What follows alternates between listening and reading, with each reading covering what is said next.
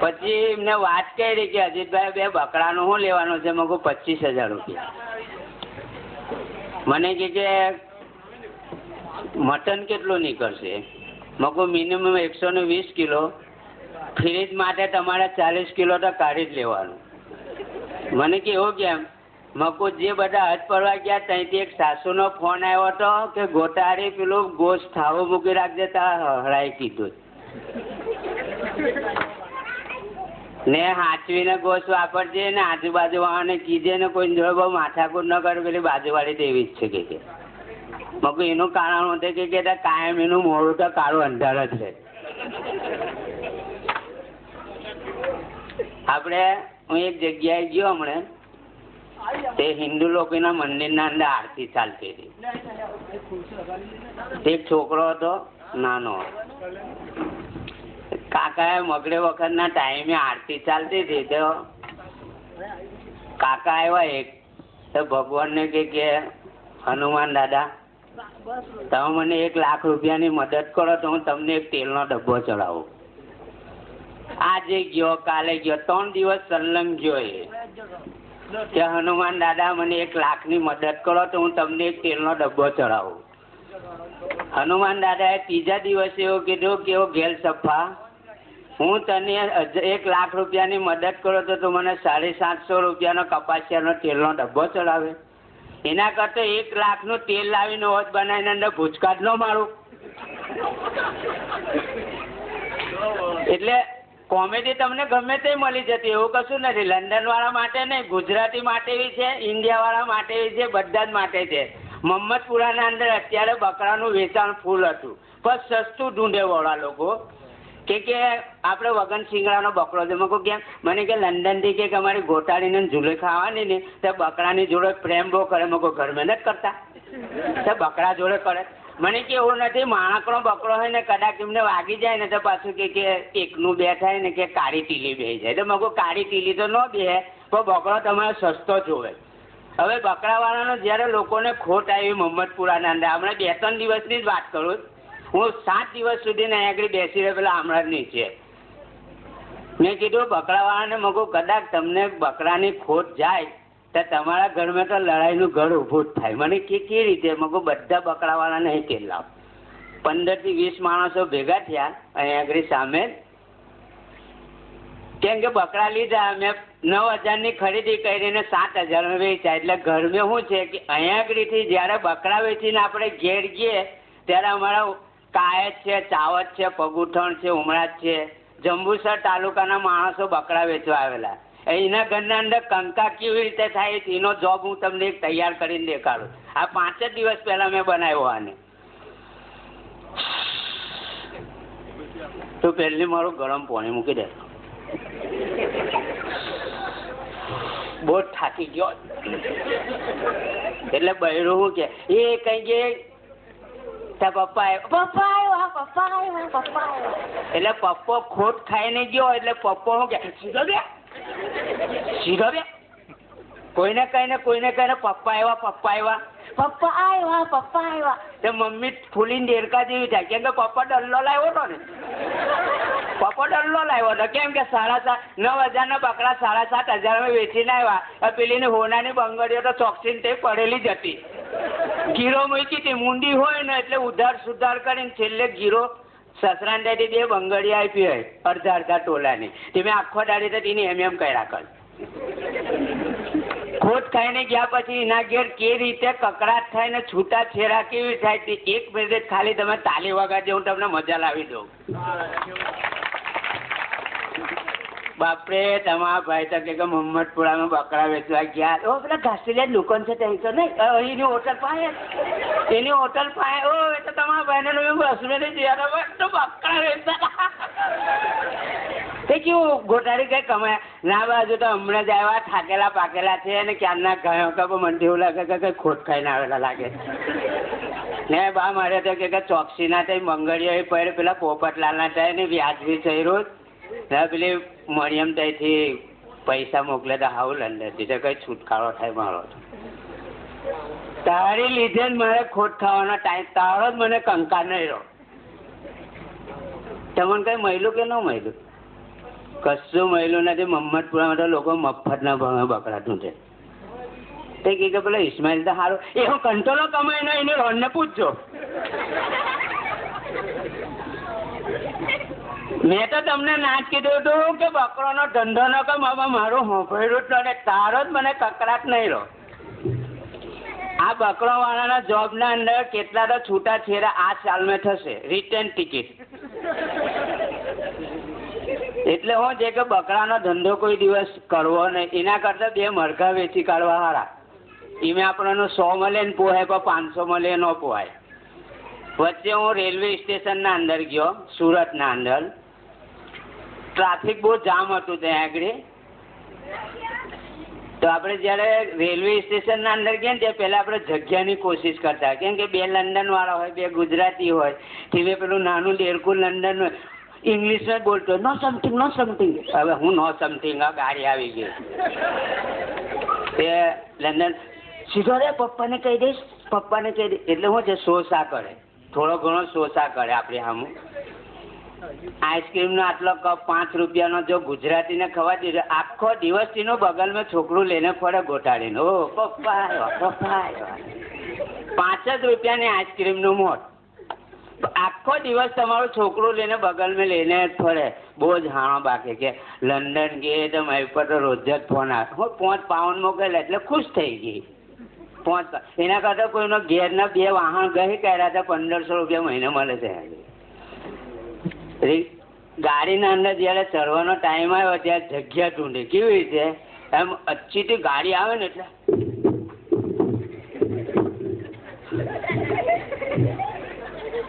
જગ્યા ઢૂંઢે, ગોટાળી હારું. પણ એમને બેહવા હારું કોશિશ ન કરે, કેમ કે આને બેહાડે એટલે પાછું એનું માર્કેટ વધી જાય કે જો એ ઊભી રહે ને આપણને બેહાય. પણ હું પહેલો બેસી ને પછી જ એને બેહાડું. વચ્ચે હું એક જગ્યાએ ગયો તો મને એક જોબ મળી ગયો વચ્ચે પાછો, કે અજીતભાઈ તમે કોમેડી કરો ને? હા. મને કહે એકાદ કોમેડી કંઈ સંભળાવો ને. મેં કંઈ વાંધો નહીં, સંભળાવું તમને. તો મને પૂછ્યું, એક જગ્યાએ પાછું મંદિરે સાંજે આરતી ચાલતી હતી. તે બધા આરતી કરતા હશે, તે ભગવાનની આરતી ચાલતી હશે. તે એક કાકા આવી ગયા ને એક છોકરો ઉભો રહ્યો. જે આરતીના અંદર ચિલ્લર હતું ને એના અંદરથી કાકાએ ચિલ્લર લઈને ગજામાં નાખી દીધું. નાનો છોકરો જોયા કરે છે કે કાકા તમને શરમ આવી જોઈએ, ભગવાનની આરતી ચાલે ને તમે ચિલ્લર અંદરથી લઈ લીધું તો તમારે ભગવાનની અંદરથી ચિલ્લર, તમને શરમ આવી જોઈએ આટલી ઉંમરે. તે કાકાએ કીધું કે અહીંયા આવ, ભગવાન પાસે તું પહેલો જવાનો કે હું પહેલો જવાનો? છોકરો 5 મિનિટ ઉભો રહીને કે કાકા લગભગ તો તમે જ જવાના. તે કે આ ચિલ્લર હું ભગવાનને અઠવાટ આપી દઈશ. હવે તમને કોઈ સંજોગોમાં કોઈ જગ્યાએ ગયા ને આપણને જોબ મળી જાય, કોઈ જગ્યાએ આપણને કંઈ ને કંઈ મળી જ જતું હોય. મમ્મદપુરાના અંદર તમે થોડી વાર ઉભા રહીજો. હવે ગોંવાળી ગઈ, આપણે ગોંવાળી ગઈ એટલે ગોંવાળી એટલે હું પણ આપણે ગોંવાળી પેલી બેવાળી ગઈ એટલે બેવાળી ને તાણવાળી હો નીકળી ગઈ. હું એટલે કઈ રીતે અમે મમ્મદપુરામાં ઉભા 2 થેલીઓ લઈને ઊભી રહે એટલે શું કે ઓ બા એટલું મોંઘું છે, ફુલેવરનું તો નોમી નથી એટલે ત્યાં બહાર ફુલેવર જ તમારવાનું. હમણાં તુવેરની સિઝન ચાલે ને એટલે 2 બહેનો છે ને ઓટલાની ઉપર ઉભ્યો રહેશે. પેલી સિંગો લઈ લે ને, મરિયમની બેઠી ગોટાળી બેઠી તે સિંગો ખોલશે આપણે. પછી હું કે ખબર છે જૂની કે પેલી તો વ્યાજ જોઈ રહ્યો ને તે કઈ લી સલાદ રે. બસ છોકરો સારો છે ને એમ તો જોયે તો હોમળો હો કઈ છોકરી કેટલી રૂપાળી થઈ ગઈ. લંડન જાય, લંડન માટે 20 લાખ રૂપિયા માંગે એટલે આપણે ખેતર જ મૂકવું પડે ને કે આપણો ચાન્સ ન લાગે. આપણે લંડન જવાનું કે શું કે ખબર છે નાણે એ પાટે એટલો બરફ પડે કે તમારો ભાઈ તો ખીજી જાય. એટલે આપણે જવાનું કે ને એટલે આપણે ખીજી ગઈએ, એ લોકો ન ખીજે. પછી એમ કે અમારા છે ને તો અમે શોપમાં ગયા ને ત્યાં અમે કહ્યું છે ભાઈ શોપ નહીં બનાવી તો એવું છે કે દુકાન. અમે વોરિયાને સમજ ન પડે, દુકાન કહેવાની. તે કે અમે શોપ માં ગયા ને તો કેટલી સારી વાત. અરે ખાલી તમે 5 બત્તી જો અમારો શોરૂમ ખોલો તમે બધે ખોવાઈ જશો અંદર. કેટલો ટોપ ખુલેલો છે. પણ ત્યાં આગળ ઓડિયો કે બાપરે મેં લેવાની કોશિશ કરી મેં ભાવ છે 1750 ઉઠા થોડા તો બહાર નીકળી ગયા. એટલે આવતું તો બહાર નીકળી ગયા નકો પગથિયો કૂદી પડતું. હું તો તે દિવસે અંદર મગું ચાલ નહીં ભાઈ DVD લઈ આવું. તો ગયા તો મારા ઘેરથી મને કહેતા તો એટલો હા DVD છે ફલાણું છે ટીકણું છે મેં કોઈ સેલમાં બકરો બહેનો હો વેચાય. મને કહે તો ધરાતા નથી તમે. મેં કોઈ એવું નહીં આપણા લખેલું કે 7 બહેનો કરવાનો હજુ તો મેં એક પર જ ચાલુ 6 બાકી છે મગું. મને કે સારું કે એમ તેમ ફલાણું ઠીકણું તમને તો એવું જ આવડે તમને બીજો ધંધો આવડે કઈ કોમ ધંધો કે આટલા બધા બકરા વેચા. એટલે કોઈ જગ્યા આપણે કેમ ને આપણને હસવાનું આખા દિવસને 2-4 પેઢી હસો ને તો તમને કોઈ જાતનો રોગ ના આવે. અમુક જણેનો મોડું કેવું હોય ખબર છે તારો 18 જણેનો 12 માર નો હોય. પછી કોઈ લંડન વાળી આવે ને તો તેને વળાવવા નીકળશે રેલવે સ્ટેશન પર તમે જજો ને ને બોલું ચાલ્યું એટલે હું બોલું ચાલ્યું માફ કરજો એ તો પેલા 20 પાઉન્ડ રડાવે તને એ નથી રડાવતું ને 2 જૂનો કપડો આપશે તેને ઠીક ઠાક કરશે તે તો 150 રૂપિયા લેશે. પછી કહેતા જો તો મને મેક્સી કેવી લાગે મતલબ કે એમને કોઈ જગ્યાએ એમને થોડુંક જૂનું આપી દે એટલે અમારી હોળીઓ ખુશ. તમે પહેરેલા ચપ્પલ આપીને ને આખો એમ થોડા નીચે જઈને તમારું જન નીચે પણ કે ચપ્પલ પહેરાય. અમુક એક બેને તો અત્યારે કઈ હોનું કરાવ્યું હશે તે થોડા ફિરકી એમ કરો એટલે શું છે ફિરકી ઢીલી ન હતી તમારું જન પણ કે મેં હેરિંગો કરાવ્યો. એ વખતે ઉલઝપટ કરીને કોઈ નહીં જાય તે હેરિંગો ફિરકીઓ ઢીલી એમ જ થઈ જાય છે. પછી થોડી પેલા ગળામાં દોરો હોય ને કે તમારા ભાઈ એટલે હા બનાવ્યો તે તો ખબર છે પણ ઘરના દરવાજા બંધ નાખજે રાતે દિવસે હું ઘૂસી જાય છે. કેટલા ની બનાવે નારે બાકી કે એટલો ડિઝાઇનો છે એટલે માલ છે ડિઝાઇનો તો ઢગલો છે માલ જોવે તો. એટલે હમણાં શું છે કે કોઈ જગ્યા હમણાં જો સોનાનો ભાવ કેટલો હોય છે વચ્ચે સસ્તું હતું ત્યાં કહેતા ના બાકી કે હોનું લઈને શું કહેવાનું કે ખોટા રૂપિયા રોકાઈને કહેતા કે બેંકમાં મૂક્યા હતા મારે ના મારે જવાન છોકરી છે ને એટલે મારે તો બનાવવું જ પડશે. મેં તો થોડા કહીને હંતા તો ભાઈને તો બિલકુલ ખબર નથી ગઈ. તો ભાઈને તો ખબર હોય કઈ છે તું રોજ જ ગુવા રીંગો ખવાતી હોય તો હું શું બનાવ્યો મને કે લેપટા છે કઢી ખીચડી મગર રોજ જ બૈરું બનાવે. મને કે લેપટા છે મરઘી છે મને કે ચીકેલી છે કચેલી છે નાન છે પાયા છે 2-4 લંડન વાળા બેઠા. મને કે સલામ આલેકુમ વાલેકુમ સલામ કઈ છે મને કે લંડન લે મગો ચાલતા આવ્યો. મને કે ના એ મને કે ઓકે મગો ઓકે રાઈટ નો બોલો ગુજરાતી બોલો સારું છે મગો મોટા કમ્પ્લેટ છે મગો. જયારે ખાવાનું બેઠું ત્યાં ઉઠા પડે ગોઠવેલા પછી આપણે તેને સીધા કરવાના પછી એમને હારો કોટા મૂકવાના એકાદા કોઈને વાગે ખાધો એટલે એ તો આખા કરી જે લેપતા હતા કહેવાનું કોઈ ચિંતા નથી કે ત્યાં તો લેપતા બરફ ના તો મળે જ ન કે ફ્રીજ જ જાય જ નહીં રહે ના બાકી કે સોંજરી ખાજો ગોટારે ખાજો બાજુ કહેશે કે જો કીધું ખાધું ને ધ્યાન રાખજો ને હવે ને સોંજે દાવત ક્યાં ઘરે તો કોઈ ગરીબ ને ખવાય ને આમને જ ખવાયા કરશે. મને તો કોઈ કહેતું જ નથી કોઈ દાડો. હું ખાવા ગયા તો પછી મને કહેતા હજીભાઈ તમે શું ચાલશે મેં જોયું હું છે રીંગણા હતા આખા પડેલા મને કે લોજી મગો ચાલે મગો હવે માર્કેટ નજીક છે 20 રૂપિયાના 20 કિલો મને 1 રૂપિયાના 1 કિલો. તમે એવું કહો કે 1 પાઉન્ડ અમારે 1 રૂપિયાને 1 કહેવાય. મને કે અજીતભાઈ રીંગણા ચાલશે મગો નોટ પ્લીઝ એમ સમથિંગ ડેટ ઇઝ કોલિંગ મગો અજીત મોનો આઈ એમ પોતે મગો થામવાળા મગો અમે થામના નહીં કશા કામના લગન હું 2 વાગે રાતે બોમ્બે આવું. મને કે હું આટલું જ ખાસ કે મારા ભણી લેપતા તો ન મૂક્યા પછી મેં બધા આફાઈ ધકેલી દીધા એને મગો આફાઈથી કહી રહ્યો તમને પછી એને ચાયવા જ નથી મોટા આખા પોટો હોટા જ ખાઈ ગયા મગો પછી હો દેખી જાય પણ અત્યારે તો મગો જોબ પૂરો કરી લ્યો ને કે મગો આ રહ્યા કે ન રહ્યા મને મારે મયુર પૂછે શું કે મગો લેપતા ખાતે મને કે લે તમારા ઘાટ જ જઈ ગયા મગો મને વચ્ચે બહેરું કે તમે એવું હોય તો આફ્રિકા જતા હું હે મને કે એવું હોય તો તમે આફ્રિકા જતા ને લોકો બહુ જ કમાય મગો લોકો જીસીબીથી ઉજે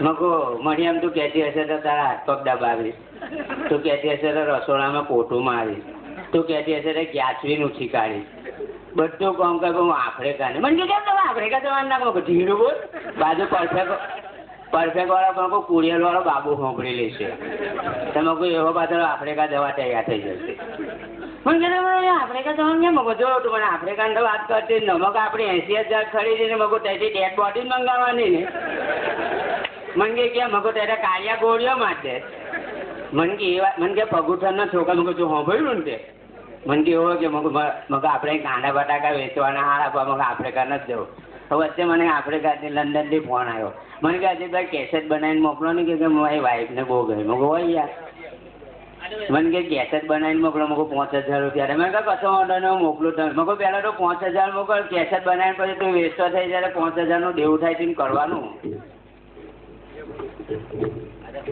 પછી મેં ફોન આવ્યો પાછો મને કે તમે કેસેટ બનાવીને મોકલો ને તે બાજુમાં બૈરું બેઠું હતું તો ફોન પર તો સાંભળે ને ધીરાઈને કહે કે કેસેટ બનાવીને મોકલો ને મગો તમારું બૈરું જોડે છે ઓયા મને કે બીક લાગે એટલે ત્યાં લંડનમાં જવું હોય ને તો 20 લાખ બગાટાનો એના કરતાં ભેહોનો ધંધો કરજો કેમ કે હું તાનપેડી જઈને આવ્યો તમે તો લોકો પાસપોર્ટ લઈને જો ને હું તો રાશન કાર્ડની ઝેરોક્ષ લઈને જો મગો એમ સમથિંગ વિઝા મને ક્યાં કશો હોટલ મળી જશે તે સપના મેં હતો હૂટો હતો મગો લંડન ઉતરવાની બિલકુલ તૈયાર બહેરી કહેતા ઉઠવાની કે ધંધો જ જણ તારી નહીં મગો મને ક્યાં કે હું થયું મગો બિલકુલ એરપોર્ટ પર ઉતારીને ઘોડિયાની એડ્રેસ પૂછો કે ભાઈ ઇસ્માઇલભાઈ ડબ્બુનું એડ્રેસ વોટ હટી ગયો બીજી બાજુ મને સપનું આવ્યું મેં બૈરાને કીધું મગો તું મને આવી રીતે ધનસેરનો એરપોર્ટ પર ઉતરવાની તૈયારી પર તું મને આવું કરે મને કે